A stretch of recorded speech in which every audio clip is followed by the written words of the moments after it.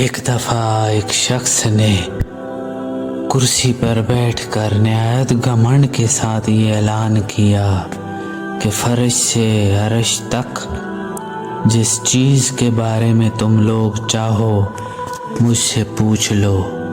اتفاق سے وہاں حضرت امام حسین علیہ السلام کا گزر ہوا تو آپ علیہ السلام نے اس کے غرور کو توڑنے کے لیے فرمایا کہ اچھا بتا، تیری داڑھی میں جو بال ہیں وہ طاق ہیں یا جفت؟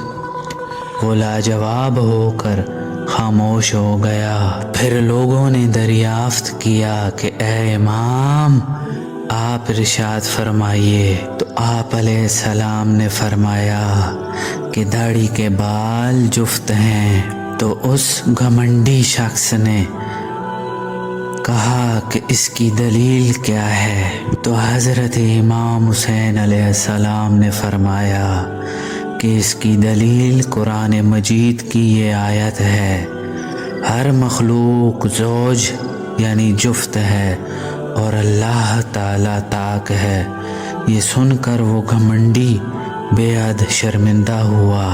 تو احباب، اس واقعے سے جہاں یہ نتیجہ نکلا کہ مغرور اور گھمنڈی شخص کا انجام ذلت و رسوائی کے سوا کچھ بھی نہیں ہوتا، وہاں حضرت امام حسین علیہ السلام کی ذہانت و دانائی کا، قرآن فہمی و قوت استنباط کا بھی اندازہ لگایا جا سکتا ہے۔